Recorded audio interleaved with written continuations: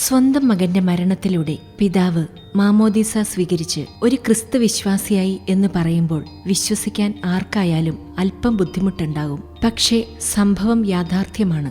ജപ്പാനിൽ നിന്നുള്ള Akira Doe എന്ന 53-കാരൻ കഴിഞ്ഞ വർഷം മെയ് മാസത്തിൽ മാമോദീസ സ്വീകരിക്കാനുള്ള പ്രധാന കാരണം മരണപ്പെട്ട തന്റെ മകൻ തന്നെയായിരുന്നു. 17-ാം വയസ്സിൽ ബ്രെയിൻ ട്യൂമർ ബാധിച്ച അകിരയുടെ മകൻ തകുമി 5 വർഷം കോമ സ്റ്റേജിലായ ശേഷമാണ് മരിച്ചത്. ഒരു ഷെഫായി ജോലി ചെയ്തിരുന്ന അകിര ഹോട്ടലിലെ തന്നെ മറ്റൊരു ജീവനക്കാരിയായ ജോസലിനെയാണ് വിവാഹം ചെയ്തത്.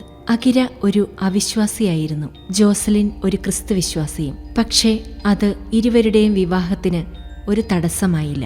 വിവാഹശേഷം ഇവർ താമസിക്കാനായി കണ്ടെത്തിയ അപ്പാർട്ട്മെന്റ് ഒരു ദേവാലയത്തിൽ നിന്നും കഷ്ടിച്ച് 1 മിനിറ്റ് നടക്കാവുന്ന ദൂരത്തിന് അടുത്തായിരുന്നു. അതോടൊപ്പം ഇവരുടെ തൊട്ടടുത്ത ഫ്ളാറ്റിൽ സിസ്റ്റർ ഹരാഡ സുപ്പീരിയറായ ഒരു സന്യാസിനിമാരുടെ കമ്മ്യൂണിറ്റിയും സ്ഥിതി ചെയ്തിരുന്നു. തന്റെ വിശ്വാസിയായ ഭാര്യ യേശുവിന്റെ തിരുസ്വരൂപം റൂമിൽ കൊണ്ടുവന്നപ്പോഴും അതിനു മുന്നിൽ നിന്നുകൊണ്ട് പ്രാർത്ഥിക്കുമ്പോഴും അവിശ്വാസിയായ അകിര അതിനൊന്നും വലിയ പ്രാധാന്യം നൽകിയിരുന്നില്ല.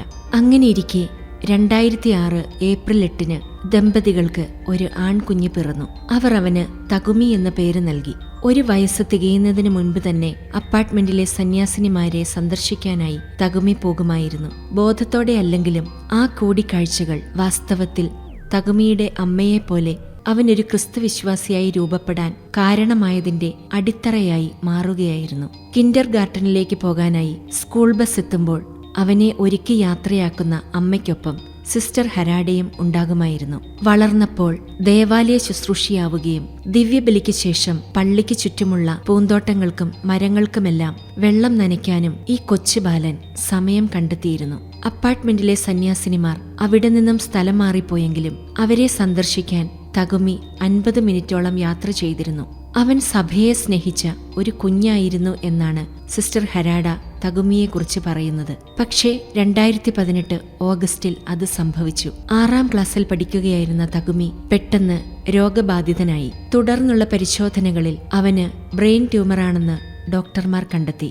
തുടർന്ന് 3 ദിവസം നീണ്ടുനിന്ന ഒരു മേജർ സർജറി നടത്തിയെങ്കിലും തകുമി കോമ സ്റ്റേജിലായി. തുടർന്ന് നടന്ന ശസ്ത്രക്രിയകൾക്കും റേഡിയേഷനും കീമോതെറാപ്പിക്കൊന്നും അവനെ പഴയ ജീവിതത്തിലേക്ക് കൊണ്ടുവരാൻ സാധിച്ചില്ല. 5 വർഷത്തിനു ശേഷം തകുമി നിത്യസമ്മാനത്തിനായി വിളിക്കപ്പെട്ടു. തന്റെ മകന്റെ മൃതസംസ്കാര ചടങ്ങിനായിരുന്നു പിതാവ് അകിര ജീവിതത്തിൽ ആദ്യമായി ദേവാലയത്തിൽ പ്രവേശിക്കുന്നത്. മകൻ രോഗബാധിതനായപ്പോൾ അകിരയിൽ ഒരുപാട് മാറ്റങ്ങൾ കാണിച്ചു തുടങ്ങിയിരുന്നു. തന്റെ ഭാര്യയുടെ പ്രാർത്ഥനയിലൂടെ ഒന്ന് കൈ പോലും അനക്കാതിരുന്ന അവൻ കൈ അനക്കിയതുൾപ്പെടെ പ്രാർത്ഥനയ്ക്ക് വലിയ ശക്തിയുണ്ടെന്ന് അകിരയ്ക്ക് ബോധ്യപ്പെട്ടു. പിന്നീട് ജോസലിന പ്രാർത്ഥിക്കുന്ന വേളയിൽ അകിരയും അതോടൊപ്പം ചേർന്നു. സിസ്റ്റർ ഹരാഡയും ഫോണിലൂടെ ഈ പ്രാർത്ഥനയിൽ പങ്കുചേരുമായിരുന്നു. ഒരു പരിചയവുമില്ലാത്ത അനേകർ തന്റെ മകനായി യേശുവിനോട് പ്രാർത്ഥിക്കുകയും സാമ്പത്തികമായി സഹായിക്കുകയും ചെയ്തപ്പോൾ അത് അകിരയുടെ പരിവർത്തനത്തിന് കാരണമായി.